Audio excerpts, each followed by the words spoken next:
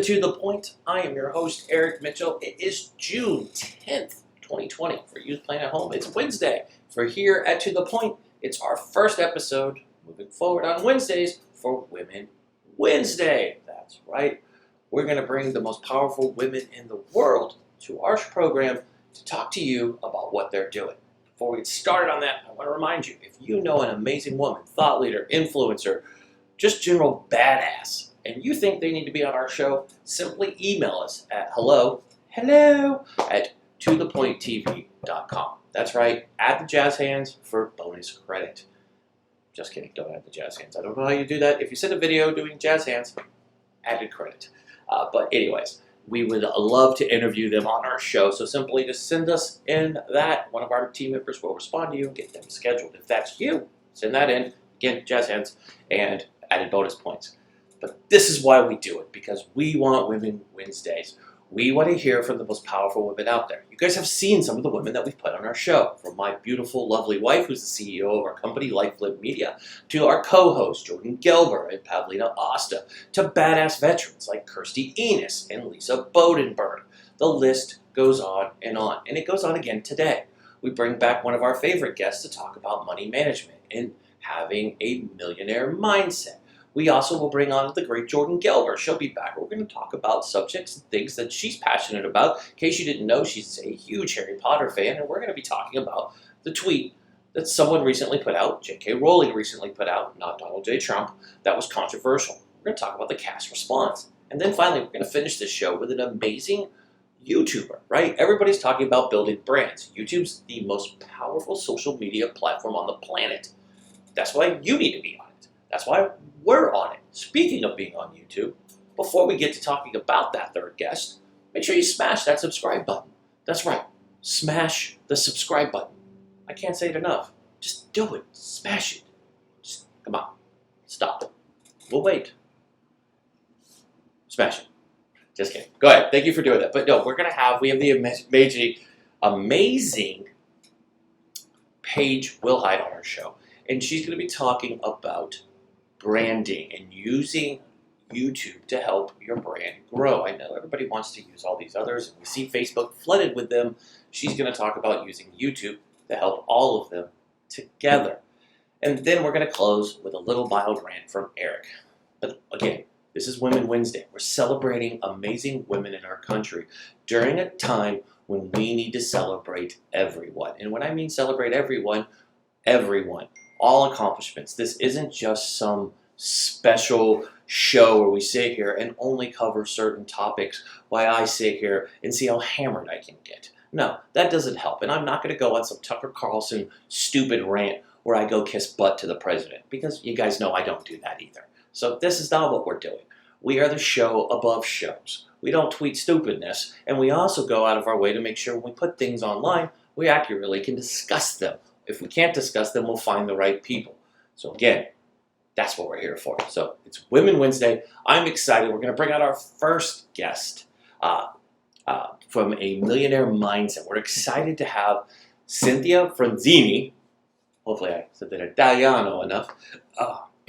Cynthia is going to be joining us, and we're going to talk about the millionaire mindset and helping people achieve their goals, their wealth goals, how to get in that right mindset. It's important to do that. So let's get to our first guest right now.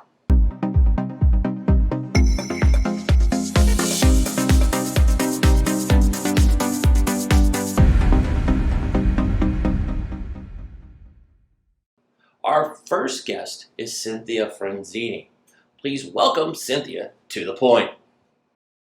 In the financial industry, it's always been so male dominated, right? When you look at Wall Street and all those things. What's funny about Wall Street is the folks that actually run Wall Street are actually women, and but you see most of the traders are always men. So how do we get more women in the financial sector, right? I know tech has struggled with this, and it's starting to be a big change. I know that there's even skateboard companies out there. One of the largest skateboard companies online right now is Braille Skateboarding, and it's actually run by a female CEO, which is outstanding because you would never think skateboarding, female CEO. But how do we get more women into the financial sector?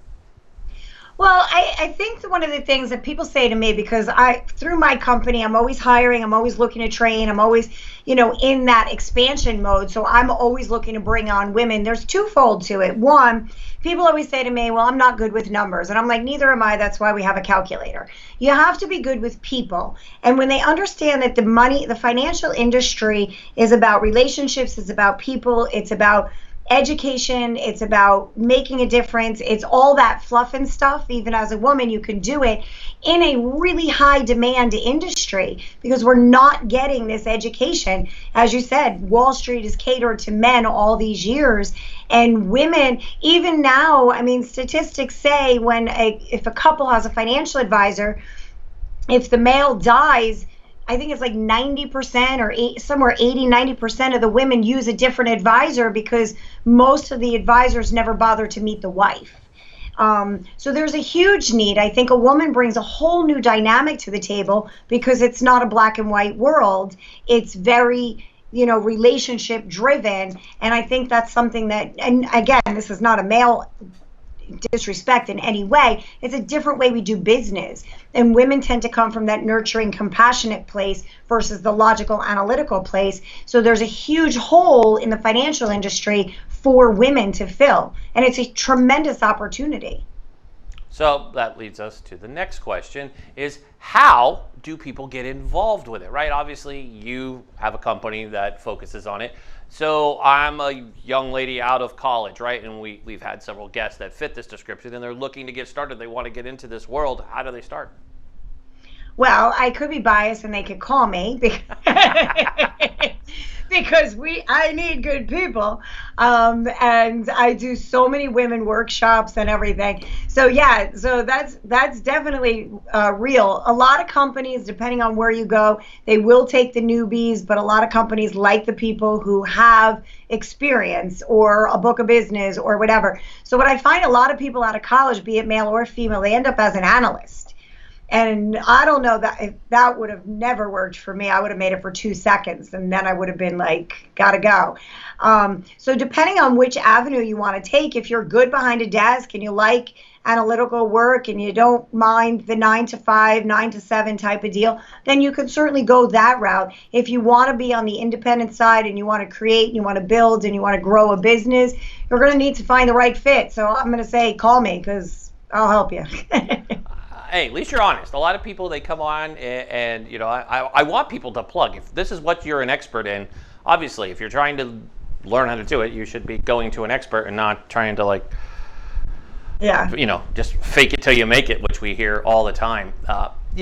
So one of the big things, and I'm a father of 2 daughters, so I'm always trying to empower my young ladies to take over the world, because I definitely, thank goodness for Kobe Bryant, and we got that beautiful hashtag girl dad. So, we're always trying to empower our daughters to be amazing young ladies. And they are, trust me, one of my daughters wants to be a journalist. She's 15, and I love it, because obviously I rubbed off on her, and she wants to get into this world, and I'm like, are you sure you want to do this job? It's pretty rough. I mean, turn on the TV, it's not always a friendly world. So when it comes to finance, what are some tips and tricks that you could give everybody out there? We don't want to just make this, I don't want somebody that's male sitting there going, they didn't talk about us at all. We got to give everybody some love. So what recommendations would you give folks to getting started when it comes to stepping into dipping their toe in the pool to start making money, right? We all want to be millionaires, right? We hear about it. We have these folks who are leaning on Lamborghinis and laying on airplanes, doing all this, but they never tell you how you get to do it. A lot of people believe it's of your finger and boom, I'm a millionaire. That's not true, right? No, not at all. I'm a 30-year overnight success. Nice. So, and again, I started as a single mom. So to give you a little bit of background, I was a single mom. I had my son at 22 and I raised him for 28 years on my own. I never had child support, alimony, any of that stuff. It was me and my kid and the clothes on our back, and I had to figure it out. So what I'll tell you is persistence. You need to be persistent. You need to, as cliche as it sounds, have a thick skin. Don't count the yeses, count the nos. Because if you can make a goal on a daily basis to get 10, 20, 30, 40 no's, you're going to get that much closer to the yes. Persistency, create the goal, come up with what you want and then literally put it aside and don't talk about it again. Go into action mode. I think everybody's so excited to plan. Everybody's so excited to, take a picture, who knows if it's real, on their Lamborghini that they probably don't own. It's at the auto shop. But where's the action? Action is the only thing that's going to breed results. So your first step is to, one, write down the goals. What do you actually want it to be? And yeah, you could do some soul searching, but if you're coming out of college, try everything. Try the hardest job you couldn't even imagine taking. Go for it. You will not fail. You will learn. And then learn as you go, but never stop going for it. Persistency is key, and don't be afraid of the no. And I'll tell you, I don't care if you clean floors for a living. If that's your in, you better be the best darn floor cleaner there is.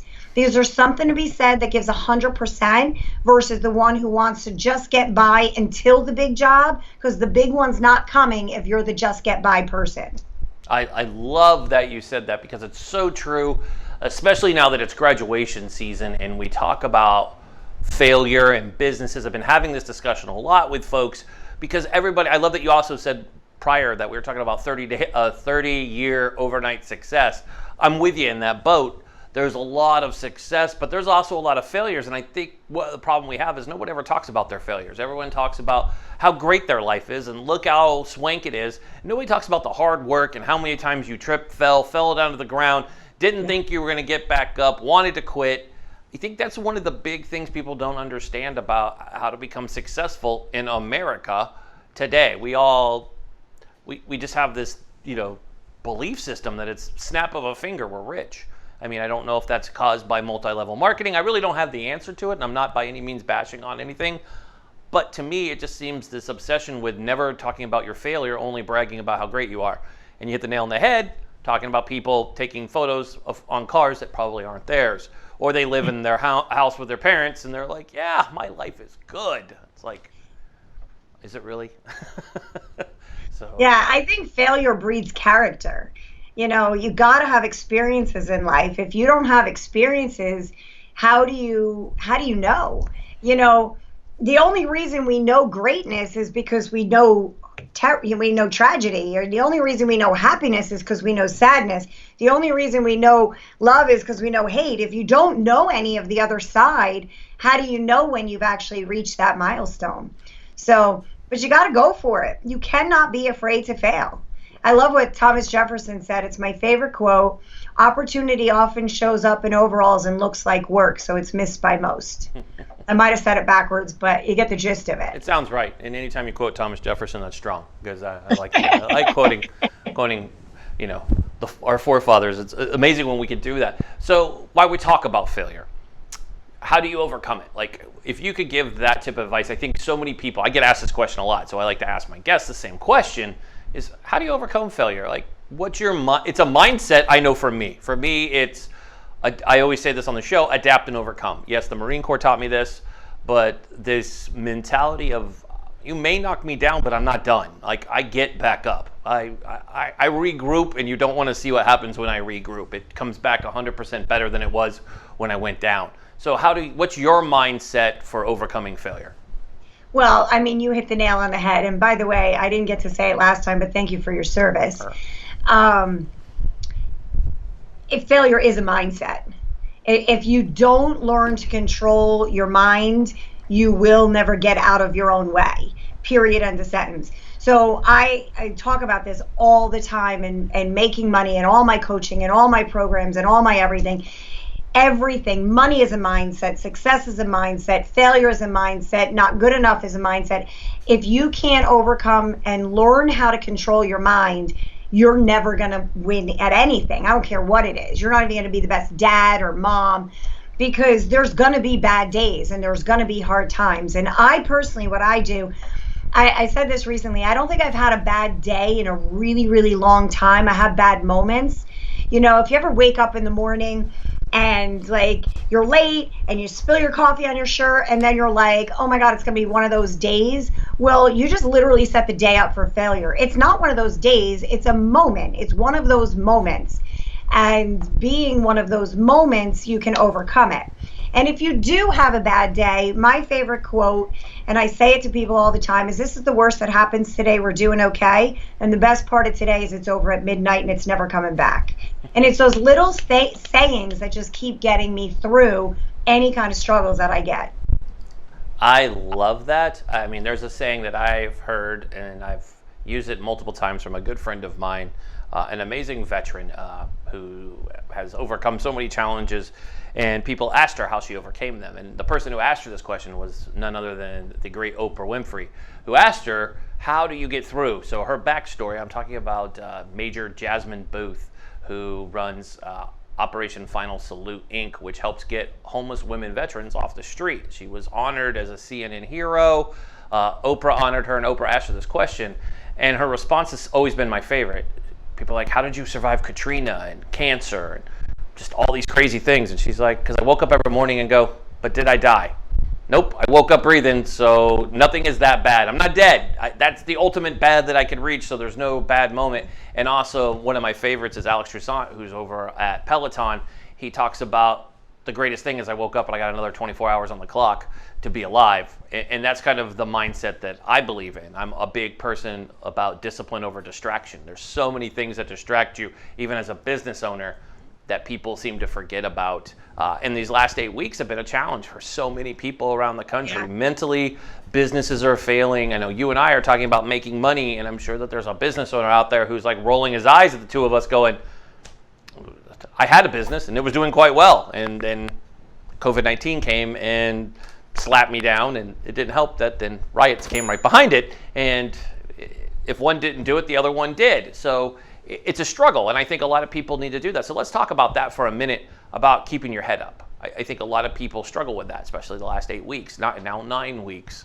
How have you got through this? Obviously, you haven't had a bad day in a while, but I'm sure there's been some challenges dealing with what you're seeing, hearing. I mean, it's hard to ignore, and obviously, where you live in the world, you're near the epicenter of this horrible COVID-19. And also the epicenter of riots. So, hey, you guys kind of catch everything. As they say, New York always wins. You guys are the target for everything bad. So, I mean, how have you got through? I'd love to hear how you've been able to stay so positive during these very dark times. And I have to say that I am extremely fortunate in being in the financial industry is literally a recession-proof industry, the way we're structured. So that is a huge thing. This industry doesn't close when times are bad. This industry rises when times are bad. So that is a great other reason to get into it.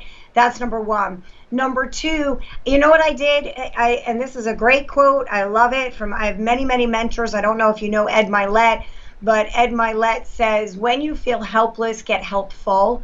So I think a part of the problem is, and this is so much easier said than done, but I mean, I am a student of unbelievable coaching and Tony Robbins and all these people.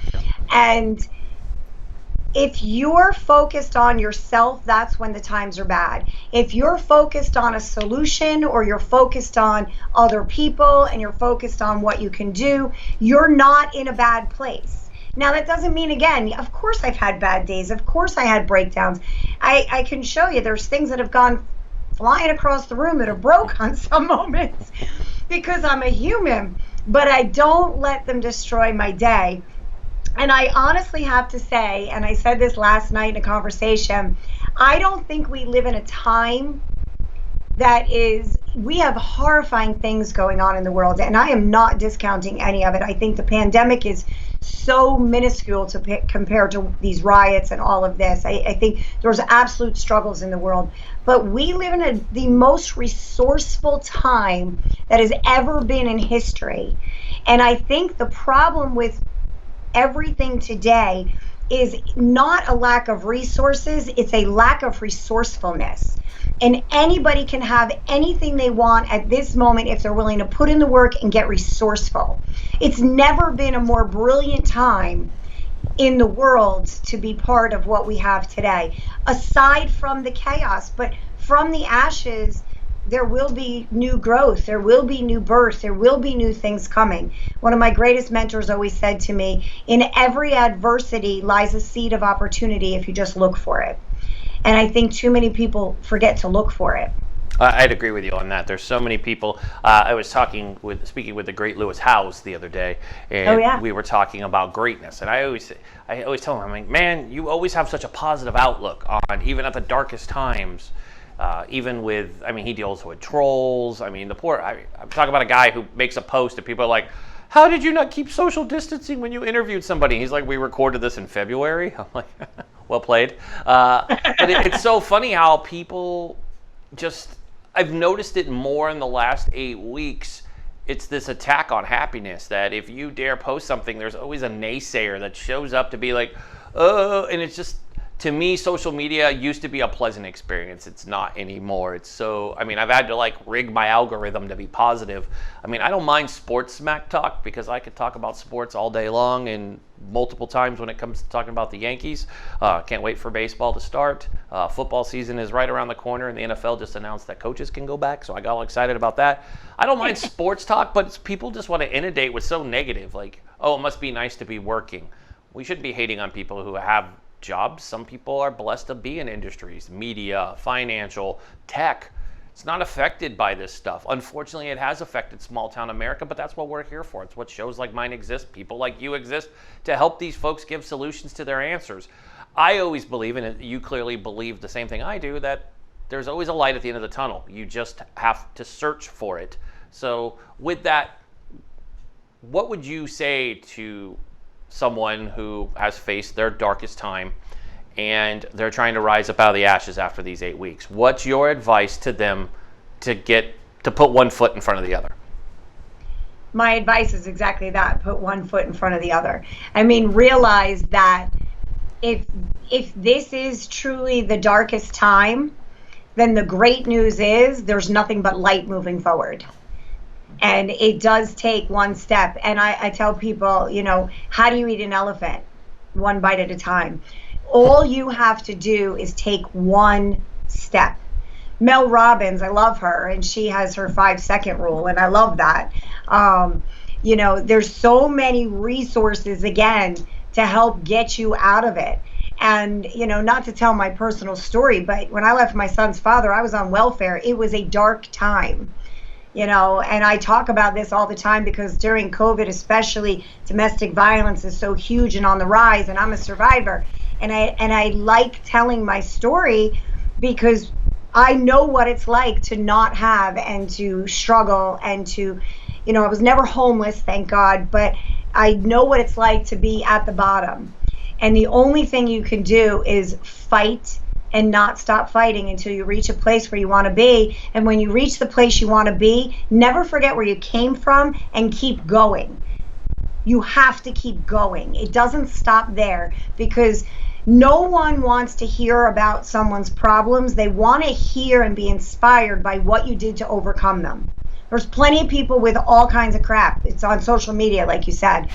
We need to hear how you overcame it. We want your story. We want you to be the hero. And your family's counting on you. If you can't do it for the person in the mirror, turn around because there's probably 4 or 5 people behind you counting on you that are waiting for you to rise up. Yeah. And that's what we need to remember.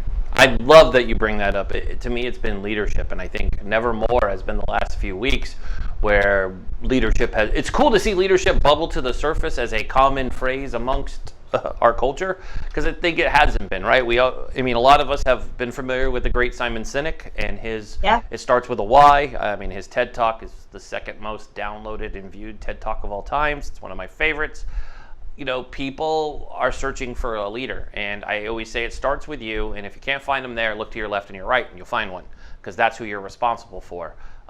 I know our country is struggling, looking for our leaders, our elected leaders, to step forward.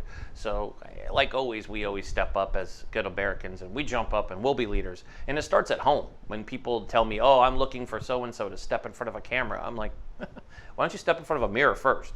You need to worry about what's right in front of you and protect that. Don't worry about what's going on, you know, 3,000 miles away from you or across the river. That doesn't mean anything to you. You don't need to worry about that. You need to govern your own, make sure your house is in order and you're doing to protect your, everything else will just fall into place. So that's just my 2 cents on that matter. And I agree 100%. So it's always good to talk about leadership. So our time has unfortunately come to an end, but it's been great. And I know you're coming back, so it's not like it's come to an end and we're never going to have you back on. You know, you're going to be back in a few short weeks, so it doesn't really matter. We have another segment coming up, so we'll dive.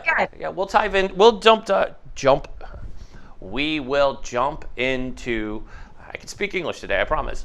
We will jump back into the leadership topic. It's a hot topic for me, and I like to do that, especially just because I want to see your thoughts on leadership. But you've given us some great information today. And let the folks know how they can get a hold of you if they are interested in learning more about what you do. Go ahead, let the folks know. So my website is findyourmw.com, and I am on Instagram as findyourmw, and on Facebook as Find Your MW. So if you can remember Find Your MW, which is Find Your Millionaire Within, is what MW stands for, you can find me on all platforms.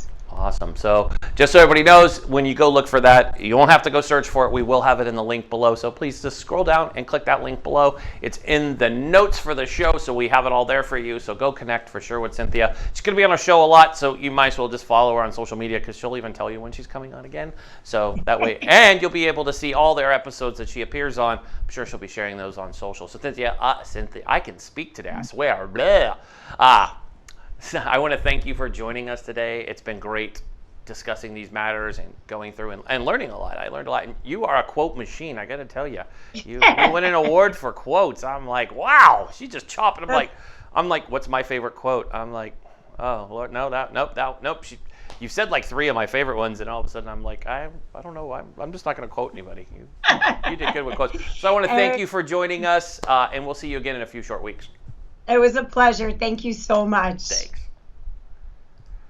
And we will, and we will be right back with.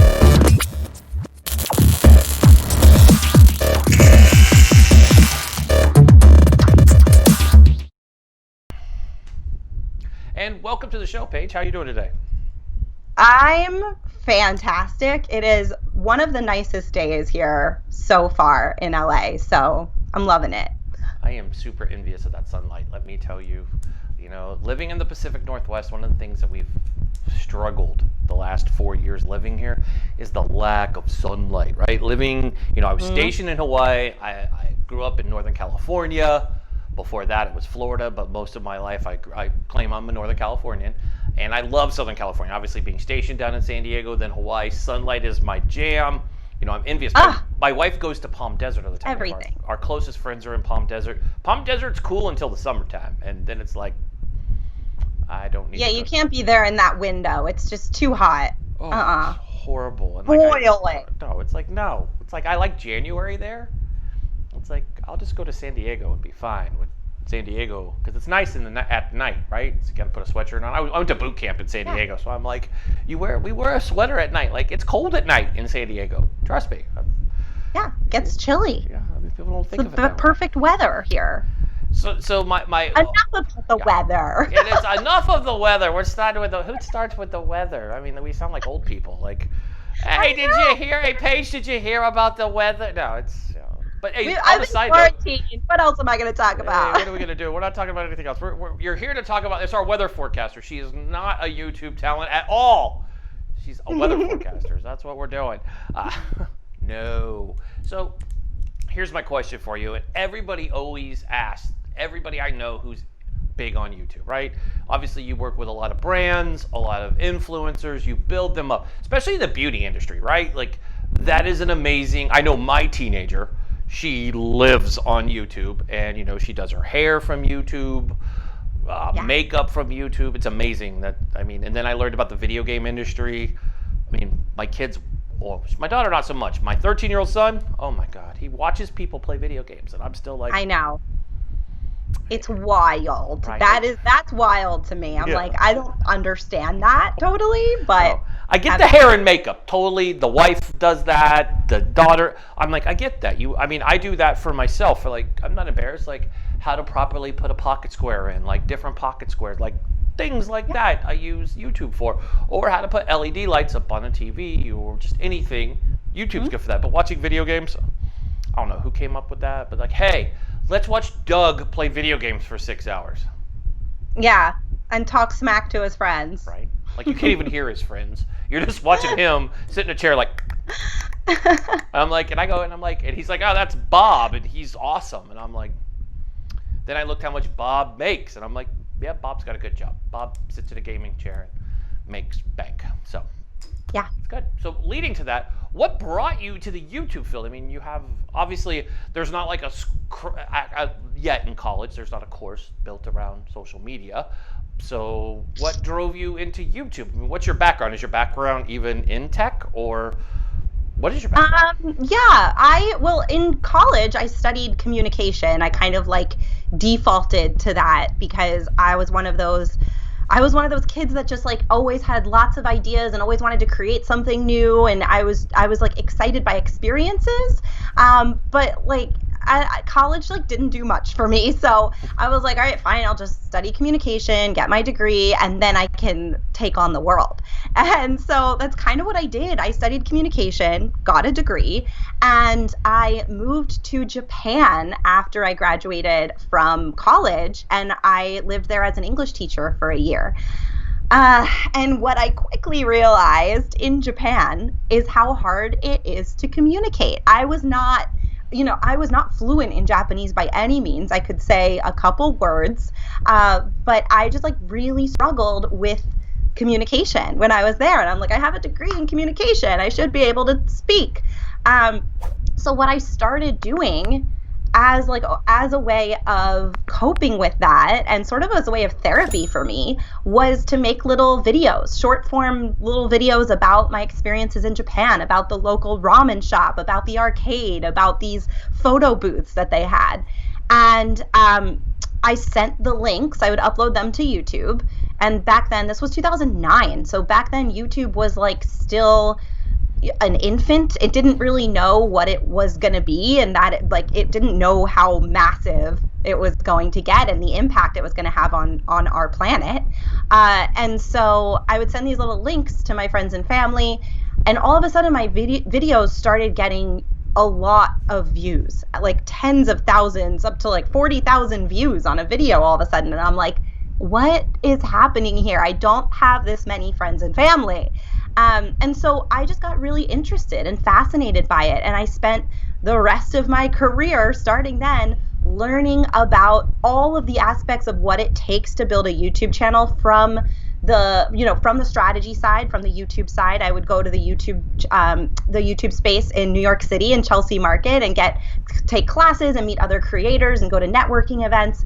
And then I also interned for production companies and started my own production company in New York, helping brands build their YouTube channels. And so it sort of just kind of snowballed from there. I kind of accidentally fell into YouTube, and I love it.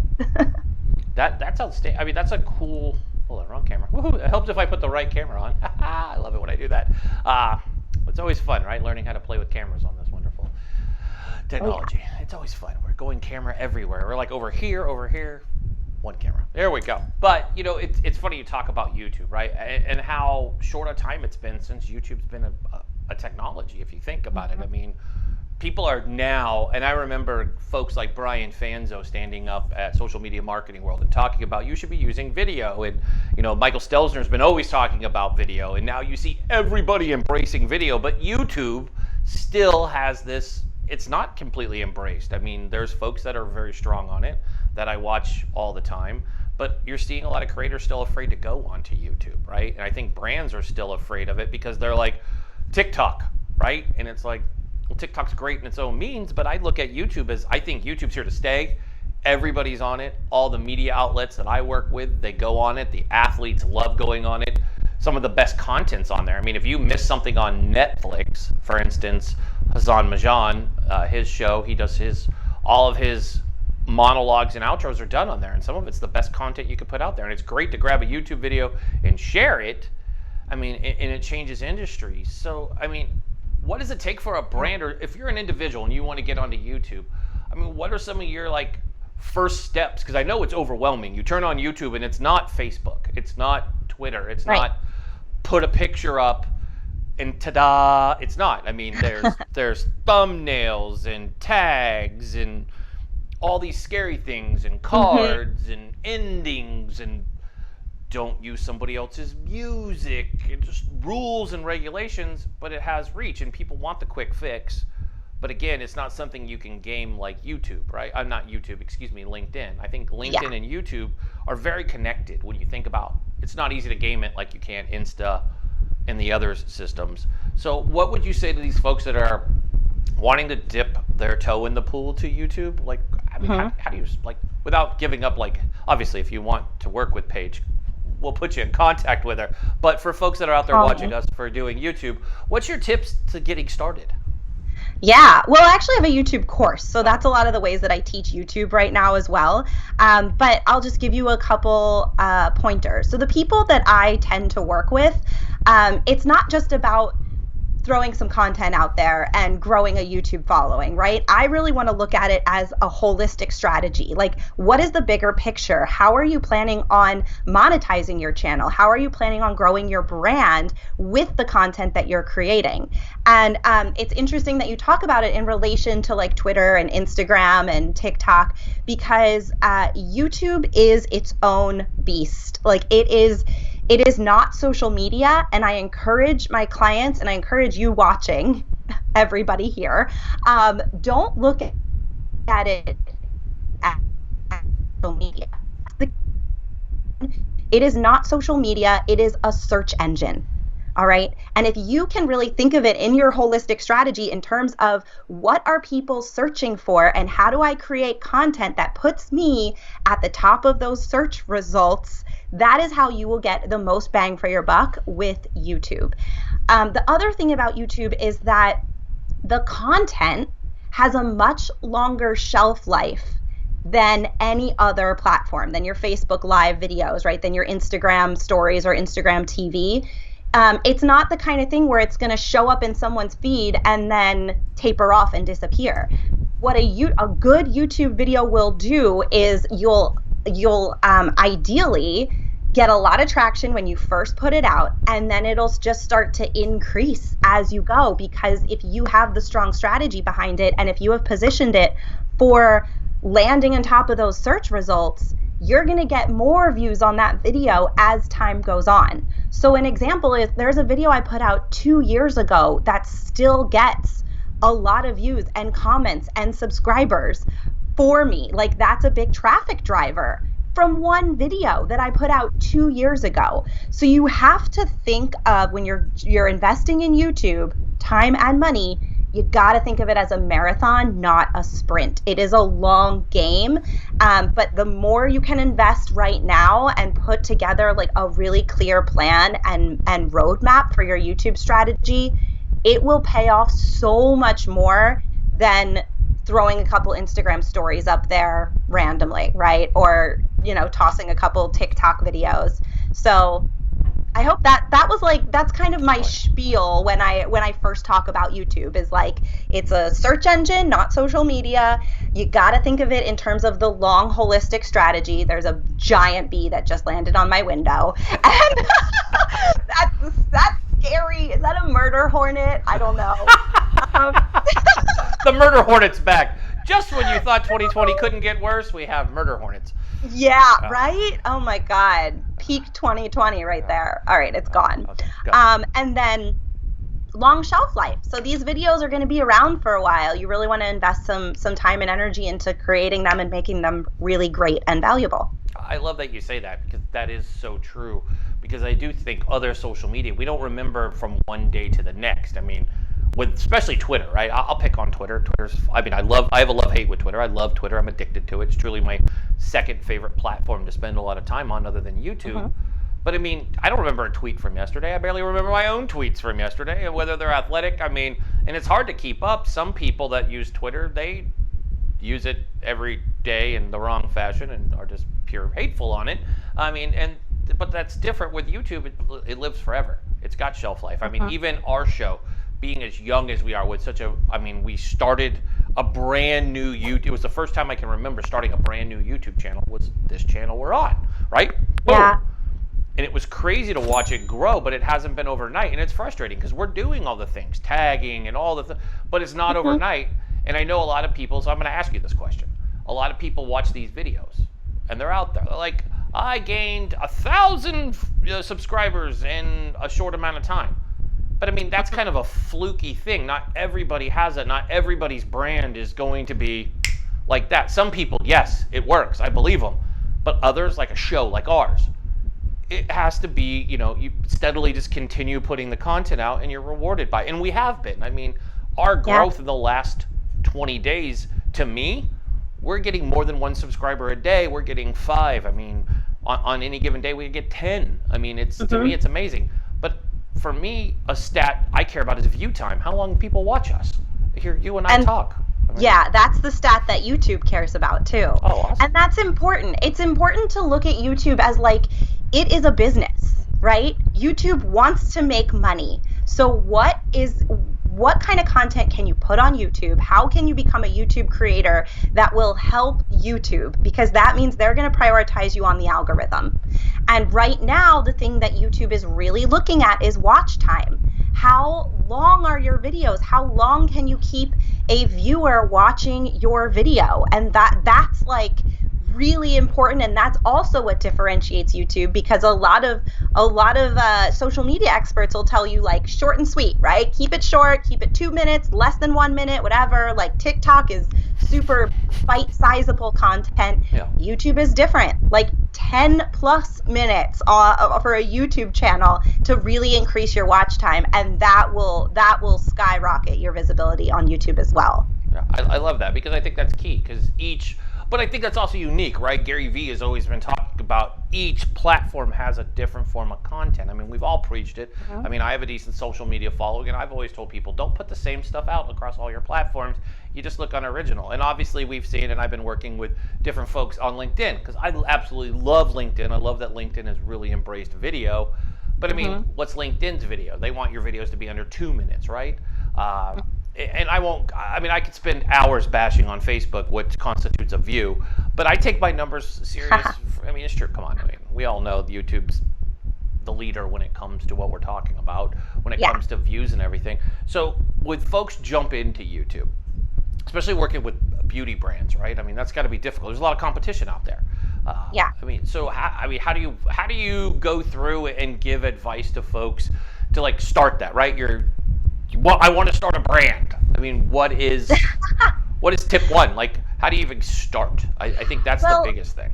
Yeah, how do you even start? I mean, that's a really great question. So the best piece of advice I can give to people just starting out is eliminate all the barriers to entry.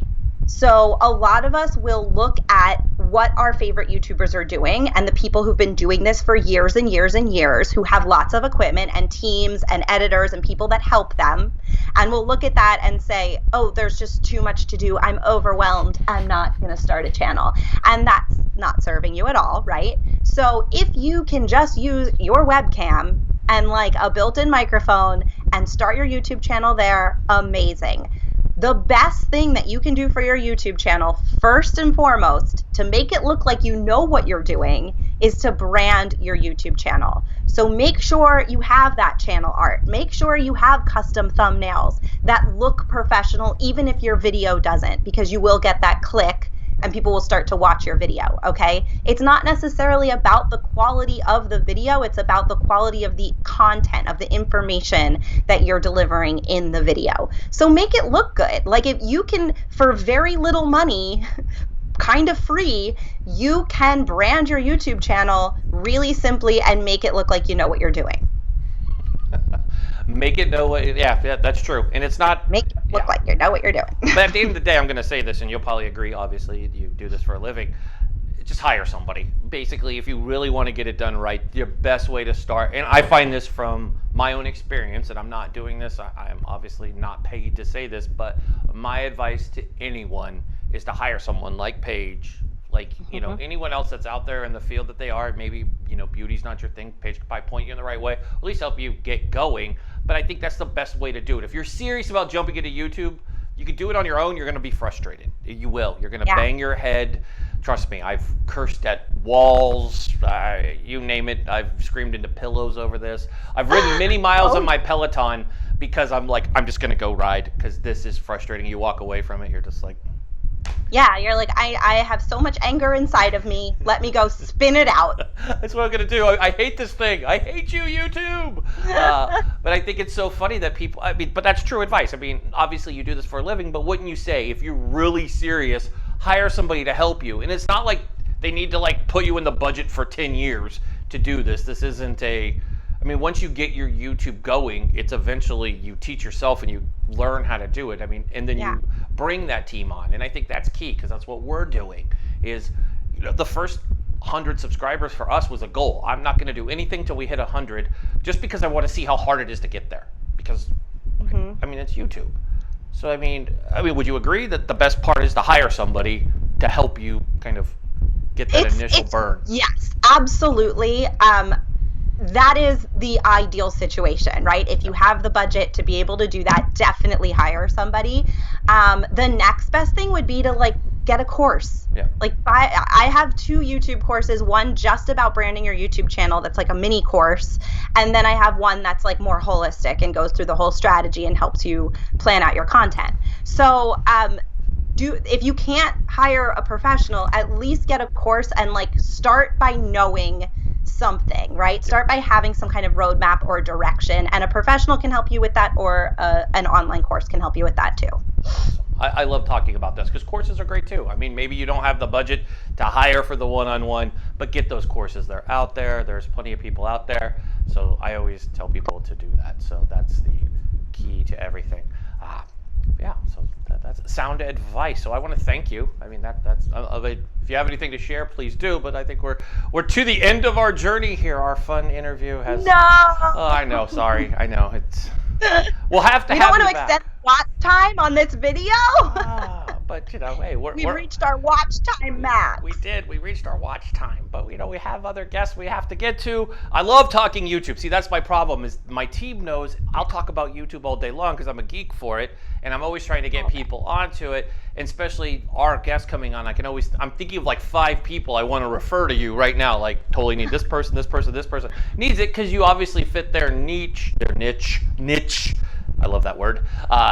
So I definitely thank you for coming on. I want to have you back on. I'd like to have you back on as often as you like, just to talk about YouTube, folks understanding how to do it, because I think a lot of people, especially as they go back to the workforce, you know, a lot of people are going to want to create a channel. And I mean, even us. I mean, we created this show during the COVID. Like, it was my 15-year-old who's like, Dad, you should start a news channel. And I'm like, okay, why don't we create that? And we did. And it was a bunch of YouTubers. I blame you YouTube people. They're like, dude, you should totally do it. Like, it's a great idea. Use YouTube. And I'm like, okay, and then I've seen what Facebook does, and it's a fun little, it's been an adventure that now I'm addicted to. And I was laughing. I don't know if you know Desiree Martinez. Des is a good friend of ours. And I was laughing. I was like, dang it. Because I used to make fun of her for always like the thumbnails where you're like doing the pictures, right? You know, the thumbnail picture that yeah, now that's you. I am. I'm totally guilty. I have YouTube photos. Oh, I'm like, I used to make fun of her. I'll never do that. I remember. So if she's listening, Des, you're right. Totally did that. Any YouTuber I've talked to, I respect you all, but I'm never doing one of those photos where you're like, now I'm like, I gotta now go. It's all, yeah. I was telling my photographer, I was like, hey, Lee, we need to take some more photos. He's like, for what? I'm like, for thumbnails. He's like, ha, ha, ha, ha. You used to say you would never do that. I'm like, shut up. Totally doing it now. We're not going to talk about it. We're just going to take the photos and not talk about it, okay? Just take the photos. Just go. Just take the photos. But anyways, I want to take them away. I never want to see them again. Never, ever again. But I do want to thank you for joining us today. It's been a great conversation, learning about YouTube. Again, tell folks how they can get a hold of you out there. Obviously, folks, when you're watching, know that you can just scroll down. You know, scroll down while you're watching. You know it's right there. Click the button, and it'll take you to Paige. But Paige, tell folks how they can get a hold of you. Yes, you can find me. My website is pagemedia.com. And then you can find me on YouTube. If you go to bit.ly/PageTV, all lowercase, you can find me there. Woohoo. see, they can find you there. It's shocking. You're on YouTube. That's good that you're on YouTube. So Yeah, probably a good thing. it's good. We're talking about it, so I'm glad that you're on YouTube. Probably a good thing. So everybody, go out, follow Paige. You won't be disappointed. I promise. There's a lot of pressure for you, Paige. I just said they won't be disappointed. So I know. I can't disappoint you guys. I do a lot of videos about YouTube and about video. Sweet. So all these things, if you want more, Sweet. get I'm over there. going to go subscribe to your channel right now, just so we have, maybe you'll subscribe back to ours. Always. Maybe. No, anyways, but I want to thank you for coming on. Let's have you back on real soon. Everybody.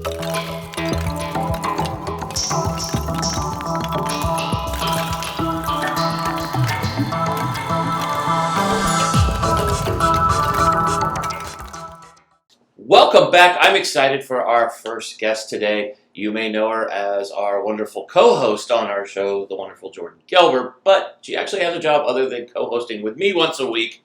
She runs an amazing company that focuses on entertainment, a little bit of the entire world of marketing, focused on, you look at the sci-fi world, Comic-Con, she is your go-to expert, her and her team, when it comes to that. But they work with lots of other clients from all their verticals, and her company, Starbaby Enterprises, focuses on a lot. But that's not why we have Jordan coming on today. We're going to be talking about her other favorite thing to talk about, which is the world of Harry Potter and Comic-Con. And I don't know, unless you've been living in a box, but it's hard when things that come out on Twitter, like I'm going to tell you, when I say things that are negatively written on Twitter, the first name that comes to mind probably isn't J.K. Rowling. It's most likely Donald J. Trump or any one of his cronies who says ridiculously stupid things whenever they possibly have Twitter in their hands. It's like, what do I tweet? Oh, something stupid and non-coherent? I must work for Donald Trump. But that's not what we're talking about today. We're going to talk about another idiotic moment that took place this past weekend when J.K. Rowling decided to tweet her feelings on gender equality. And let's just say it doesn't align with the rest of the world. So we're going to have Jordan on. We're going to talk about the cast response. As we all know, in the Harry Potter world, Daniel Radcliffe is Harry Potter. Shocking, I know. In case you're playing along, if I spoiled this for you, these movies been out forever, so figure it out for yourself. But let's get Jordan on here, and let's talk about this topic, as it's another hot topic that's going on in our world. Like, we need more hot topics to talk about. So let's bring the wonderful Miss Jordan in. Jordan, how are you doing today? Oh, well, one cup of coffee in. I think half a cup of coffee in. We're doing okay. All right, we're doing. It's so crazy, right? Of all the things that you wake up and you look on Twitter, and I know in our world we do see politics a lot in it, but in the entertainment world, you tend not to see celebrities chiming in against the status quo. Usually it's in support of, especially all these movements, especially someone like J.K. Rowling, who, her imagination is amazing, her writing is phenomenal, but then she comes out with a pretty anti-equality statement that basically, especially in June, which is also Pride Month. And I know unfortunately we don't get the Pride parades this year, which is heartbreaking for so many in our community that want to have that Pride parade. It's great to see the communities come together, but for her to tweet such a heartless comment and to see Daniel Radcliffe come out and basically defend the community that she was attacking, it's pretty wonderful, right? It's good to see the lead of a book and a character come out and talk about in defense of against what she said. What's your thoughts? I think overall, I've been a Harry Potter influencer very hardcore the last year. it's been that whole book series changed my life. And, I keep saying this, my big dream as an actor is to be in the next Fantastic Beasts film whenever they get filming again. But I think for me and a lot of others in the community, we've just been taken aback by her statements about the transgender community. I don't want to give too much about what she said, because I think it's really, I think where her position comes from is a level of ignorance and understanding. The community itself is such a huge LGBTQ community. I went to LeakyCon back in October. It was my first time there.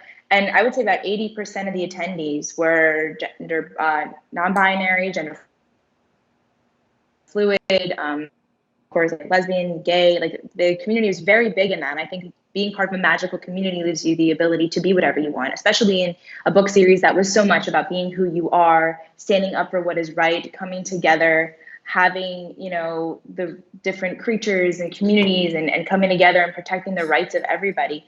it was just really like, it's like someone splashed a big bunch of cold water in our face.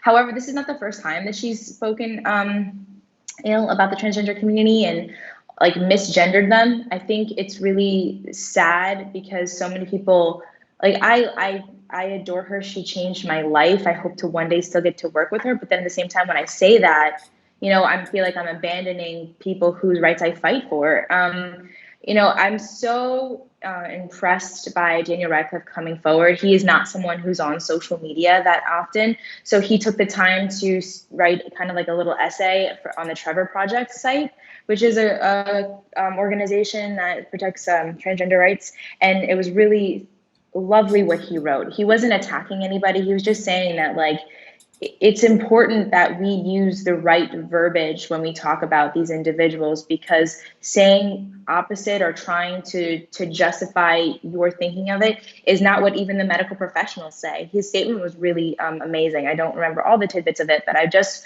was really impressed how quickly he came to the aid of his community, because without the Harry Potter community, he really wouldn't necessarily be who he is today. But there's also a lot of other cast members, like Chris Rankin, who played Percy Weasley, who is amazing, and he's a huge advocate for the LGBTQ community. He spoke out about it, and he said, like, her views don't represent all of us.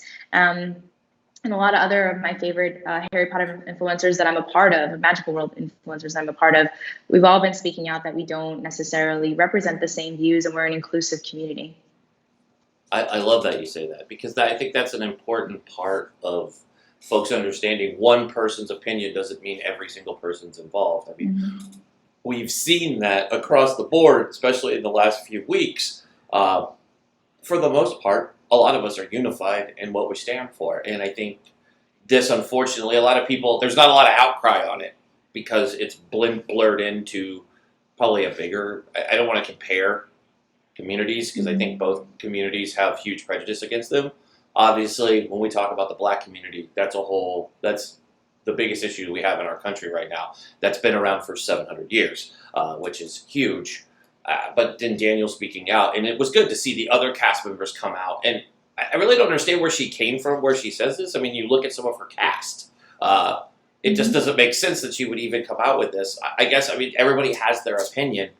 But I don't think in 2020, sometimes you need to keep your opinions to yourself. I think sometimes those things need to stay within, because you're going to lose people who support your franchise because of your twisted beliefs.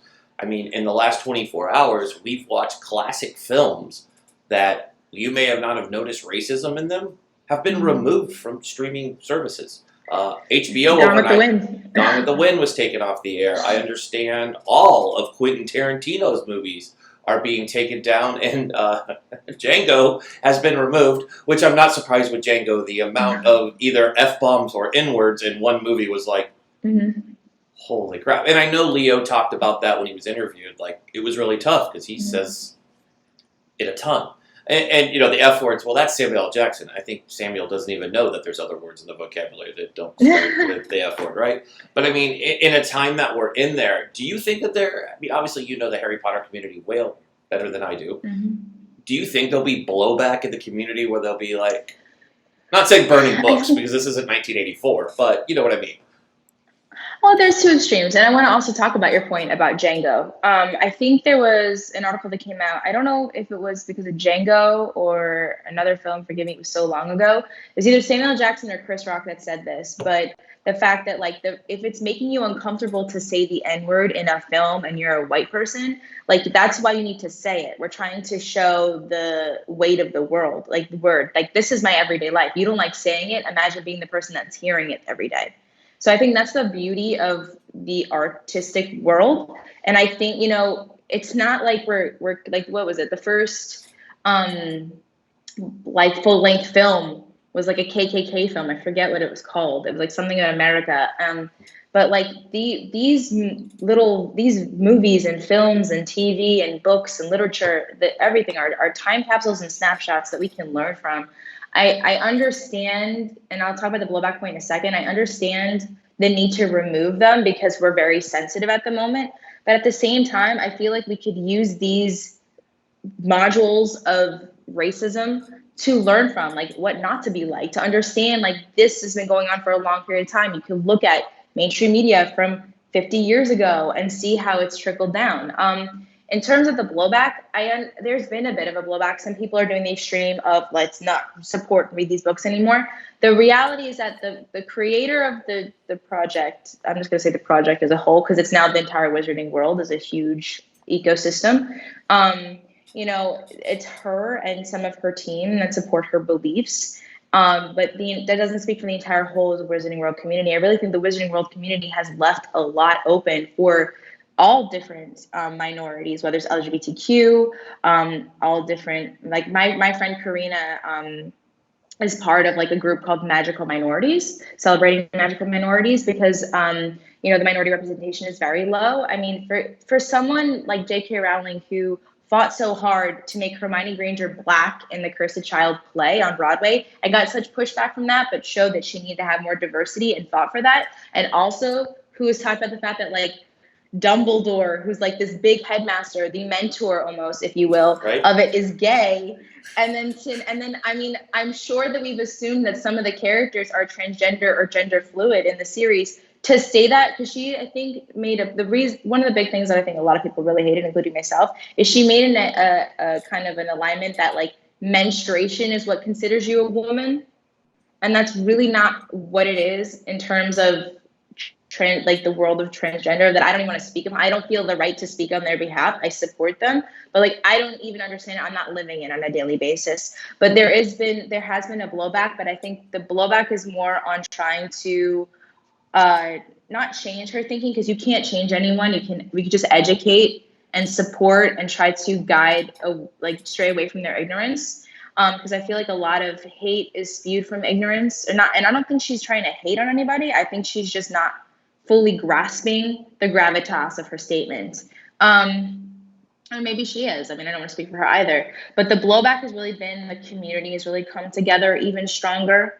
I know that we're all kind of hurting right now. I've seen a lot on my Instagram feed about we are here together. But it's just really sad in a time during Pride Month, like you said, to say that. It's so, of all the times right now, with all the hate going on right now, like, don't do that. If you want, you're really abandoning a huge audience that came to your world because they felt like they could be themselves, and now they're discovering that you don't even consider them the identity of who they are. You're not acknowledging their presence, which is really kind of hurtful, and an understatement. Yeah, it's unique that we're talking about this during everything that's going on in the country, right? This is a unique time for almost all of us.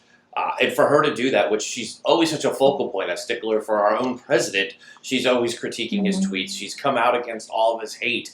So for this to come out, it was like, did you just have the ultimate brain fart and just happen to do it to an entire community? In a world where we look, even in the comic book realm, of diversity, I think Marvel has really gone out of its way to really, Black Panther was such a hit. And I thought it was funny when Black Panther came out, people were like, oh my God, this movie won't perform well. And it was freaking really good. I mean, one of my favorite Marvel films, besides Daredevil's far from my favorite.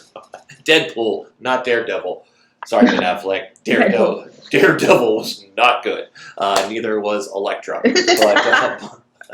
But Deadpool and Black Panther are two fabulous films. But I mean, you kind of see that, right? I mean, even think about, all the bad jokes Ryan Reynolds cracked, but he still has, he looks at his own cast of characters. And look at the cast of, my wife and I were talking about this. If you look at even Deadpool, right? I mean, they have no problem bringing it in, what was it, Deadpool 2? Two characters, they were openly, gay. Nobody cared. Nobody's like, oh my God. I'm sure there was some hate group somewhere in the Midwest rocking a MAGA hat saying, we won't go. We want to go watch cross burning or something. But I know I'm gonna get hate mail for that comment. I don't know that.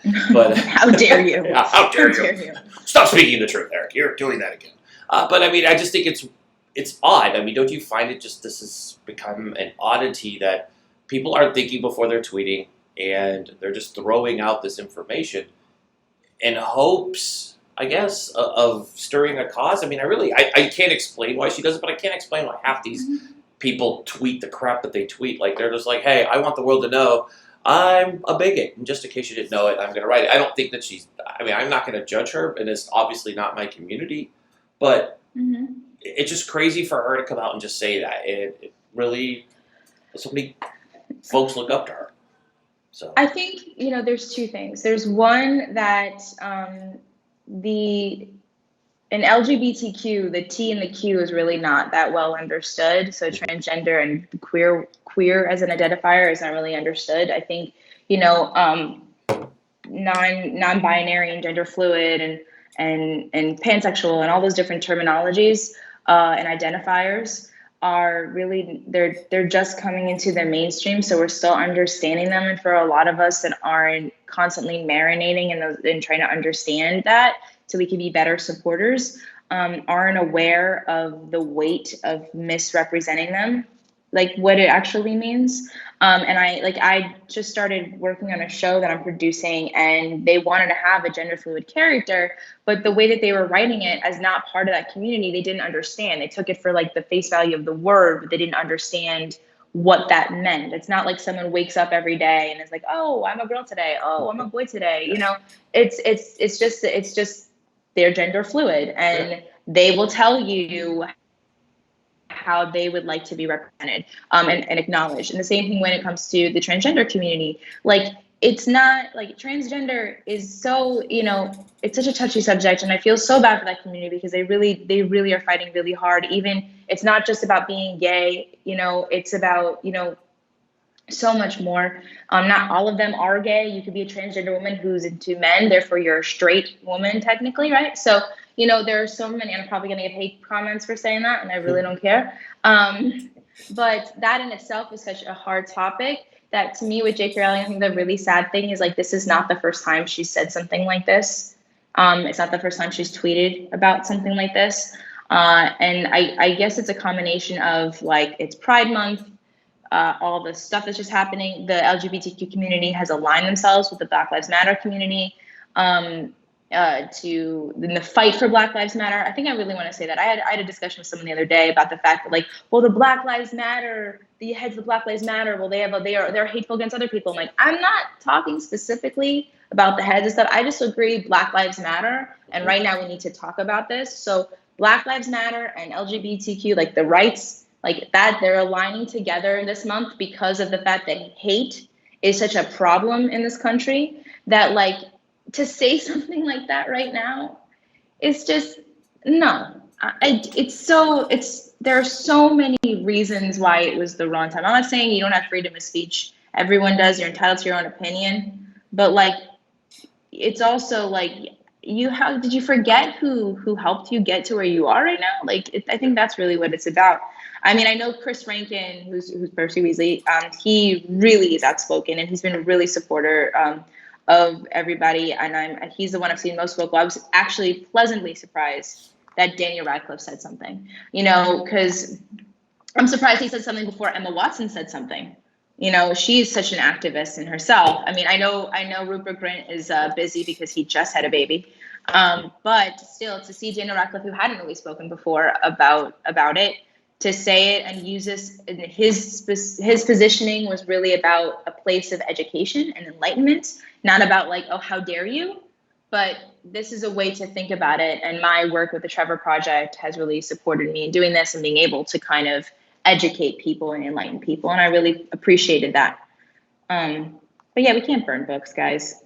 Half of you aren't even burning your books. You're listening to it on your phones. We can just smash your phone. Yeah, that's true. You see this. I mean, obviously, we preach, so much, especially here in America, about our freedoms that we have. And, J.K. was exercising her right, and we don't have to agree with it. I mean, but, we are, I mean, I don't know if half of us are just numb to it now because we're inundated with hateful tweets. Probably why you and I have been talking. There's been a series of hateful tweets. Who knows? I mean, it's not hard to turn on your Twitter and see stupidness on there. But, obviously we can jump into this. This is a fitting topic. I don't know if it's a fitting topic for our first Wednesday of Women's Wednesday for our show. It's It's our first Women Wednesday episode. Yeah, this is what we're running with. That. Yeah. We're just going big time here. Just with Just big time. With the guests that we have with you and Cynthia and Paige today. Just a great show to kick it off. Women really making a difference. Obviously, you're making a big difference as a CEO that's female, or a female CEO, or a woman entrepreneur, whatever you want to say. One of those. Whatever. They put me in charge of saying this. It's like, hey, put that guy. It's like, he'll screw it up. He'll say something offensive that he's probably not meaning to say. But I mean, obviously, I'm excited for this series, and I felt it was perfect for you as my normal co-host to come on and kind of bring this out, because we're on a mission, right? I mean, all of our shows have been focused on what's going on in the community and taking a stance that's different than all these other hack shows that are out there. I mean, any chump can put on a bad suit, reek of Marble Reds, and drink and call it a show, and give some racist anti anybody's rights show. We can all do that instead, or we can put facts on here. I mean, I would never post attacking a general of anything ever on my show. I wouldn't put an activist on and only give one-sided opinions. And if I was putting police officers on, I'd make sure I'd put some color on instead of making my show look like L alt-right all the time. I mean, that's just not what we're doing here. We want to bring everybody's opinion up here, and we're not going to, the women we're putting on, we consider leaders, and we're not. I don't ever want this to be some sort of like, I've seen some shows with like Hot Chick Wednesday or something like that. It's just dumb when shows do that. It's like, no, women are equal in our place. I mean, my own company, my CEO, it's my wife, but still, female CEO. I so believe in it. I mean, almost all the people I work with are women. I mean, you and I have had this chat off air. I just think it's the time that it comes out. I'm going to break every damn barrier that's out there. That's kind of the goal for this show, right? Because of where I fit in. I'm going to break every barrier and show people you could do something else. I did something I'd never done before yesterday, as you know. I stood on a street with my sign, and I supported Black Lives Matter because I said, like I posted on my Instagram, if you follow me on Instagram, go check it out. We've stood on the sidelines long enough. It's time to be up there. And one thing, I got tingles getting ready to tell you this, but one thing I loved was watching Black parents walk their younger children by, and I heard a father say something amazing, brought a tear to my eye. He said, son, I would have never seen this when I was your age. Ever. I wish I would have seen this. I was I heard him, he had his camera, and then he was like filming it, and his son was just like, his eyes, he was smiling because everyone was doing this. And he said, he looked at his son was probably a year younger than my youngest, about 11 or 12. He's like, Dad, why are you, his dad was almost crying. He's like, this was never in my time. And I was like, that's powerful when you think of it, right? I mean, you see so many people, a lot of athletes I've looked up to, seeing them speak out. Reggie Miller today, clapping back at these idiotic, stupid comments that are coming out from so many people that, are just, targeting, saying Black Lives Matter is, a political party now, or a part of Antifa, or all these other things. Or they just pissed off that we've all had enough, and we've sit here and said 700 years of racism we're done. We're done watching one community directly be picked on, but shockingly enough, we'll go watch you play sports. We'll tell you we love Denzel Washington, but damn it, behind closed doors, we'll use words that we shouldn't use and act like bigots and racists and haters. But just so you know, we did have several idiots drive by, and my favorite comments, get a job. I'm like, bitch, I'm at work. I work for myself. I can take time to do this. I'm sorry. You get a job. I'm like, hey, dude, I'm like, hey, redneck, it's 2020. Guess what? We can work remote anywhere. Haven't you figured out the last 8 weeks? We all been working remote, chump. Why don't you go fix your truck? Go dig a ditch. I want to say something to your point. First of all, as a father of daughters, I want to just say thank you for giving the opportunity and dedicating one day a week to really shining on female thought leaders and trendsetters and stuff like that. I also want to make a point. I know that a lot of people are probably going to comment the fact that we're speaking out about Black Lives Matter, but a lot of our guests today are blonde female CEOs. I want to just take a shout out and say, we acknowledge that. We want to give a forum for other women to talk about it. And we would love to have more people on the show to diversify the show. If you guys have suggestions, if you aren't already subscribed to the show and you have some suggestions of some other like boss babes, if you will, to kind of bring on the show. They don't have to be entrepreneurs. They could be just other women making a difference that you would like us to highlight on the show. We're all about diversity. This was new for us, so we worked with some people that we were close to, and we want to give a forum for people to really speak out and talk about how they started their journey. So and one thing, Eric, I will say, your show has been very diversified compared to a lot of other shows that I've seen, and I'm really grateful to be a part of something like that. And I think that, it's what's needed right now. I mean, I don't hear anyone else talking this week about saying transgender without having some sort of awkward recoil. I really think it's great that we talked about this. I think it's great that we have a forum to do that. So I appreciate the opportunity, and I'm really looking forward to how we can grow this Wednesday to be a beacon of inspiration for other aspiring female entrepreneurs and female women who want to make a difference. I love that you said that, and that's true. I mean, anybody that's out there that feels we want as many women entrepreneurs as we can to interview. We are about diversity on the show. You hit the nail on the head when you said that. I mean, and the one thing I love is the fact that as a father of 2 beautiful daughters, I have a sister, love my sister to death. Obviously, I'm married, love my wife to death. She has 3 sisters. So I'm surrounded by amazing, powerful women. I mean, working with you, working with folks like Pavlina, working with just amazing folks that I work with. I mean, it's funny, almost all of them are female. So I'm surrounding myself with so many amazing females, and I do want to make sure our show does that. And the cool thing is we've had this discussion, like, hey, let's look at the schedule. And I'm like, think about on Mondays when we can actually be like, okay, crap.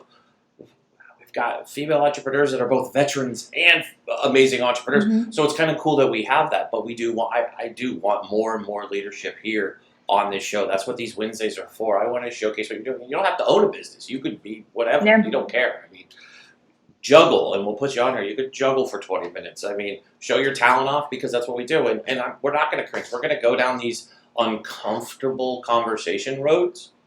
We're going to do it on this show because I'm not afraid of it. I've conquered it. Like I said yesterday on air in my closing, I've dealt with my demons on making my judgments on things I didn't understand. And when I took the time to sit down and educate myself, got smart, picked up a book, and I probably shouldn't reach down. I was like, the closest book to me is Mindhunter. Probably not a good statement to be like, and I educate myself. This is how I plan to murder people. No.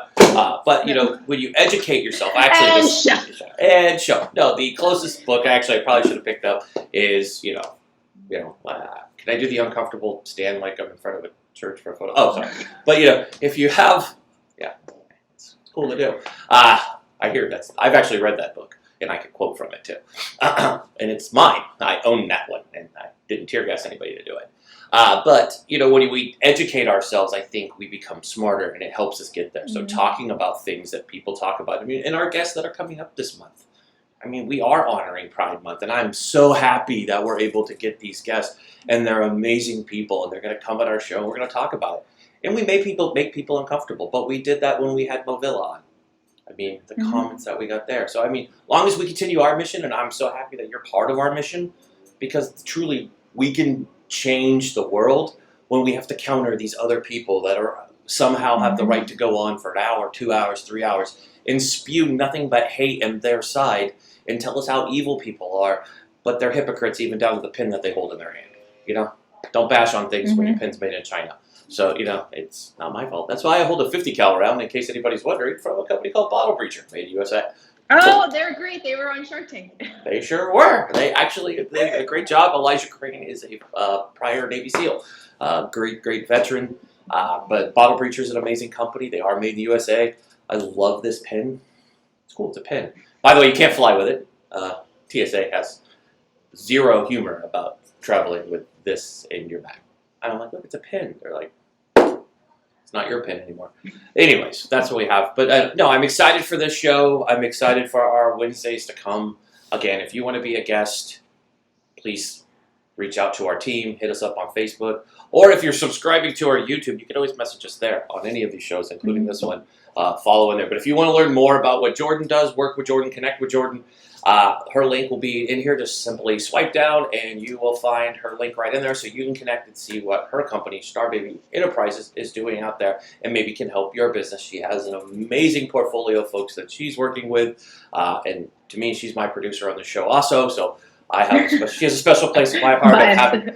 Has to deal with me on a daily basis, and I am far from always nice. No, I'm always nice to her.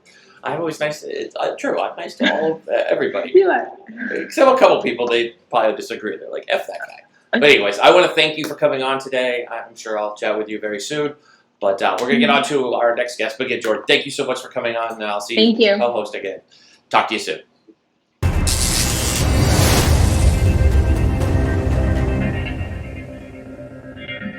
So now it's time for my closing thoughts. Folks, we live in an interesting time, in an interesting world. Like we talked about yesterday on our show, our nation has never been more united and divided at the same time.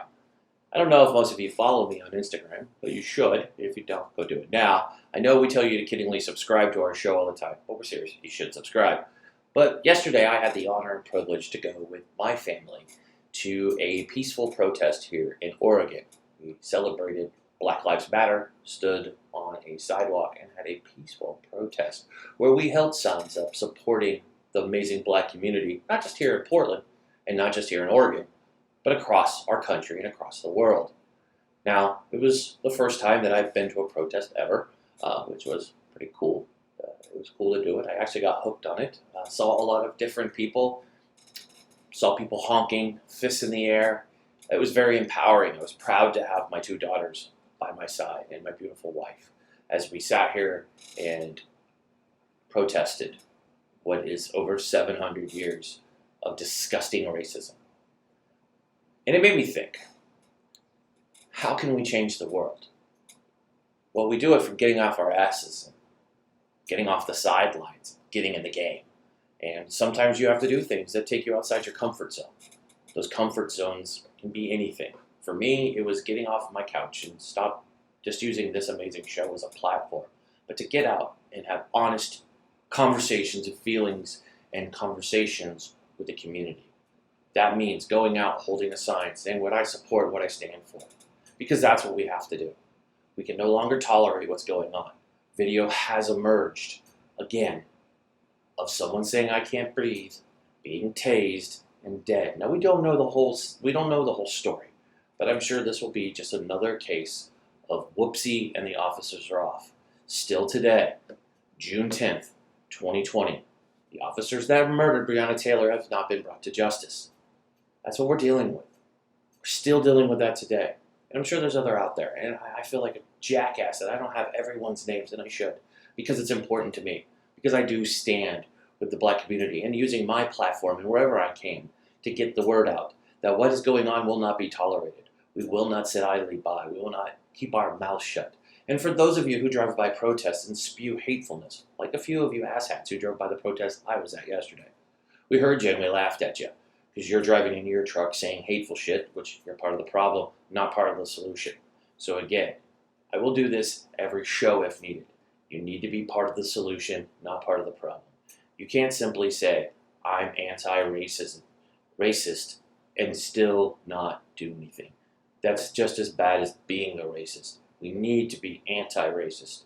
That means getting up and saying something. That means working on, if you're going to use the excuse, it was the way I was raised, then you need to work on the way you were raised and the way that you talk. Racist comments can't be tolerated anymore. They're not going to be tolerated. This isn't the world we choose to live in. We're sick of living in a world that's controlled by the person with the most money gets to make all the damn rules. It's not how it works. We are going to treat each other right. We're humans. We bleed the same damn blood, for Christ's sake. But we can't sit here and seem to have a conversation without somebody saying, well, all lives matter too. My Instagram was flooded with that crap yesterday, and I just had to laugh. No, Black lives matter. My white ass is doing okay. I'm not worried about my life. Obviously, all lives matter, dumbass. We know this. But Black lives matter. Black people are scared to death to go in the community, where a lot of us don't feel that. So why not make a voice? So we're like, hey, we see you. Like Montel said yesterday, if you see something, say something. Officers out there far too often say nothing. We saw it just yesterday. You're more than welcome to go check out the great Hall of Fame, NBA Hall of Famer Reggie Miller responding to the New York Police Department union, where they stood up there and talked about being picked on and all of these things. And yes, they've had to deal with protesters. But to get up there and do this, they probably didn't bother to turn their camera around and notice that they had zero color in that audience. So while they're sitting here and talking about, oh, woe is me, and how their department's being attacked, again, law enforcement, the eyeballs are on you. You have officers that are screwing up. You can make excuses up and you can have the big orange guy at the top tell you that everything's going to be okay, but it's not. He doesn't know what he's talking about. He can't tell the truth as far as he could go. He claimed a 75-year-old old man was a member of Antifa with zero proof. In fact, the very media he called out on it, several of them have come public that they don't know where he cited the source. So, America, it's time to wake up. Again, do our part. That's why we do Women Wednesdays. That's why when you watch this show going forward, you're going to see us speaking out. We're not these other shows where we're going to sugarcoat and give you the alt-right method and kiss the president's ass when he's wrong. No, we're going to call these candidates out for exactly what they are. That's right. Like I said yesterday, it's a difference between being shot in the heart and shot in the leg. It's going to suck either way. It's going to hurt. That's our choices that we have for president. I can't help it, folks. Neither party's brought anything decent. We either have a racist who will continue to live in our White House, who has no idea, no cares for us. He just cares about himself, hence zero separation of his own company like he was supposed to, and everything else. The guy's just a bumbling idiot. And the other one, well, he's a bumbling idiot too. So again, it's picking. Do you want to get shot in the chest or shot in the leg? Neither one of them are good. Does that make you feel better? All those people who miss you, you're really rough on the president. You're damn right I am. He's the president of the United States. He can suck it up. He's a big boy. And it goes for Joe Biden too. He was VP. He could suck it up too. Again, they both suck. They're both turds. It's, again, picking. Where you want to get shot. Right? That's exactly what it's like getting elected nowadays. So anyways, folks, that's what we have. Hopefully you enjoyed Women Wednesday. Again, if you have someone that you think belongs on our show, we would love to have them on our show. That's right. We would love, absolutely love, to have your recommendations on our show. So, what we want you to do is email us at hello, jazz hands, remember from the beginning, jazz hands, hello at tothepointtv.com. Send us their name, link, and a way to get a hold of them, and our team will reach out and get them scheduled to come on as a guest on our show.